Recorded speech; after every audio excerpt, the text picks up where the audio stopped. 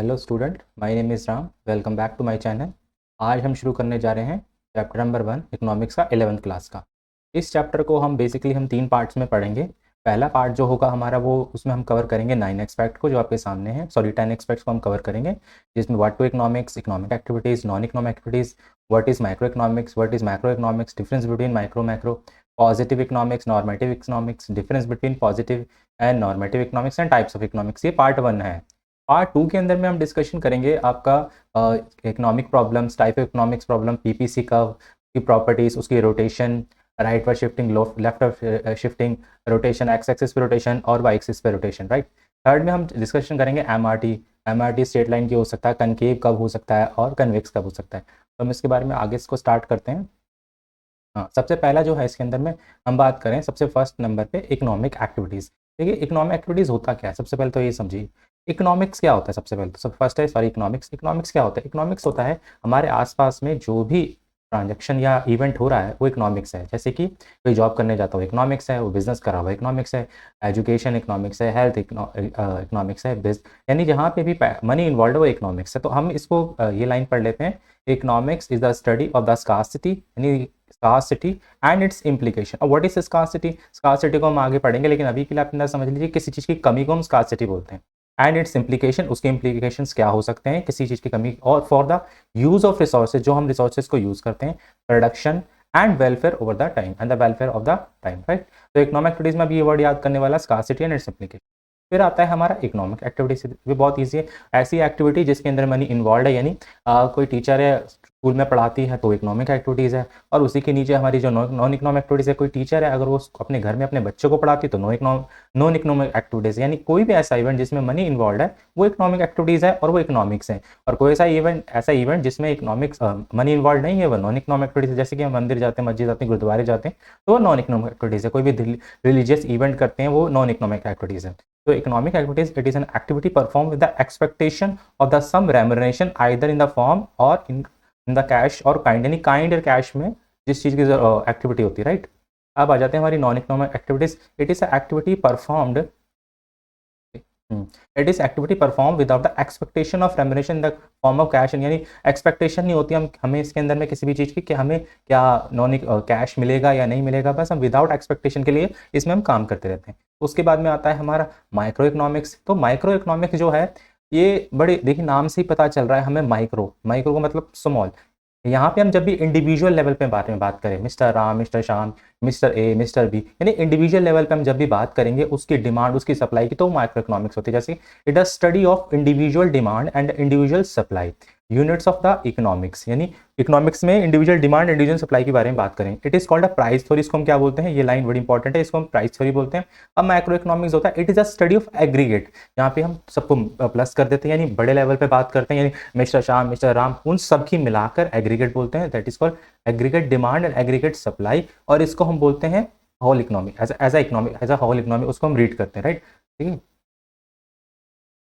उसके बाद में आता है difference between micro economics and macro economics. ये बड़ा इंपॉर्टेंट है, इसमें से क्वेश्चन जनरली पूछ लिया जाता है। Micro economics and macro economics, micro economic is a study of individual unit of economy, it is a study of whole as a economy, बड़े लेवल पे बात होती है। It deals with the allocation of resources, it deals with the growth and development of resources. It is called price theory, it is called income theory. हाँ, इसमें आप ये लिख सकते हो, it is called income theory, कि ये income theory होती है, ये इसके अंदर में आप लिख सकते हो, ये इनकम थ्योरी पे बेस्ड होती है, राइट। इसके जो टूल्स होते हैं, demand and supply are the tools, इसके aggregate demands and aggregate supply tools होते हैं। It is a narrow concept, it is a wider concept, ये बड़े लेवल पे बात होती है, माइक्रो छोटे लेवल पे बात होती है, और मैक्रो हमारी बड़े लेवल पे बात होती है। ठीक है जी। उसके बाद में हम आगे बढ़ते हैं। उसके बाद में अब आ जाता है हमारा पॉजिटिव इकोनॉमिक्स। पॉजिटिव इकोनॉमिक्स क्या होता है, नॉर्मेटिव इकोनॉमिक्स क्या होती है। पॉजिटिव इकोनॉमिक्स वो इकोनॉमिक्स होती है जिसमें हम डाटा एंड फैक्ट्स के बारे में बात करते हैं। जैसे कि it is that branch of economics that is based on facts and data. जैसे कि अब मैं बात करूँ, हमारी पॉपुलेशन कितनी हो गई, हमारी पर कैपिटा इनकम कितनी हो गई, हेल्थ सिस्टम कैसा चल रहा है, एजुकेशन सिस्टम कैसा चल रहा है, तो ये हो गई हमारी positive economics. Normative is that branch of economics which based on options, values and judgement. अब जैसे कि मैं बोलूँ कि हमारी पॉपुलेशन बढ़ गई है, अब इस पॉपुलेशन पे हमने एक एस्टिमेट निकाला है कि इसको रिडक्शन कैसे करना चाहिए, तो वो हमारा नॉर्मेटिव इकोनॉमिक्स, यानी कोई डिसीजन या जजमेंट लेने की बात आती है तो हमारा नॉर्मेटिव इकोनॉमिक्स है। तो अब इसके पीछे अब इसके डिफरेंसेस को भी देख लेते हैं कि इसमें क्या क्या डिफरेंसेस हमें कवर करने हैं। हाँ जी, it is that branch of economic which is based on facts and data. It is that branch of economic which is based on opinion, value and judgment. It is what is ought or what it was. तो what it is और what is was, और इसमें है what ought to be and what should be. ठीक है, क्या करना चाहिए. Analyzes the cause and effect relationship for the various economic issues. जो भी economic issues को उसको analyze करते हैं. It passes value judgment for various economic issues. Can be proved with data. Cannot be proved with data. Prices are increasing, population is growing very fast. Rising price must be controlled, population must be controlled. तो अभी थोड़ी देर में रुक के आपको कुछ बताना चाहता हूँ. अगर आपको ये वीडियो ठीक लग रहा है और आपको वैल्यूएबल लग रहा है और आप यहाँ तक आपने देखा है तो please like, share and subscribe कीजिएगा ताकि मेरे को मोटिवेशन मिले और इसके पार्ट में जल्दी से जल्दी इसके सेकंड पार्ट, थर्ड पार्ट में लाऊँ और इसके बाद के जो सारे चैप्टर्स हैं वो सारे चैप्टर में इसमें कवर कराऊँ. ठीक है, आ जाते हैं अब नेक्स्ट पे. तो इसके 5 पॉइंट्स हैं. अब ये बहुत इंपॉर्टेंट पॉइंट है बुक और काफ़ी बुक्स में आपको मिलेगा. ये सबसे पहले तो ये समझिए इकोनॉमिक टाइप की होती है. इकोनॉमिक 3 टाइप्स की होती है. कैपिटलिस्ट इकोनॉमी जिसको मार्केट इकोनॉमी बोलते हैं, मिक्स इकोनॉमी और सोशलिस्ट इकोनॉमी. कैपिटलिस्ट इकोनॉमी जहाँ पे प्राइवेट कंपनी ज़्यादा होती हैं. मिक्स इकोनॉमिक्स जहाँ पे प्राइवेट एंड गवर्नमेंट कंपनी ज़्यादा होती हैं. सोशलिस्ट इकोनॉमी जहाँ पे सिर्फ गवर्नमेंट कंपनीज होती हैं. अब इसमें आप इसमें एक एग्जांपल लगा सकते हो कि कैपिटलिस्ट इकोनॉमी कौन सी होती है, जैसे कि यूके, यूएसए हो गया. Socialist economy Cuba, north Korea हो गया. Mix economic like India. अब इसके कुछ फीचर्स होते हैं, फीचर्स उसमें कवर नहीं किए बट फिर भी मैं आपको बता देता हूँ. कैपिटलिस्ट इकोनॉमी में ये ज़्यादातर प्राइवेट ओन्ड होता है. इसके अंदर प्रॉफिट मोटिव होता है, प्राइवेट ओन्ड होता है, प्रॉफिट मोटिव होता है. और मिक्स इकोनॉमी में दोनों होता है, यानी सेमी प्राइवेट होता है तो सेमी गवर्नमेंट होता है ओन्ड, और इसमें प्रॉफिट मोटिव भी होता है और वेलफेयर भी होता है. ठीक है, और सोशलिस्ट इकोनॉमी में सिर्फ और सिर्फ वेलफेयर और इनका मोटिव होता है. आ जाते हैं अब इसके अंदर में. In this all factor of production are owned and operated by the private sector.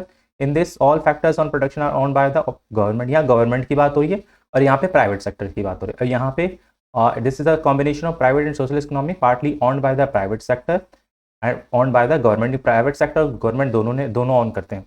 Central problems are solve by the price mechanism. यहाँ पे क्या होता है, प्राइस मैकेनिज्म होता है. Solve by the central planning authority. यहाँ पे सेंट्रल प्लानिंग अथॉरिटी आती है.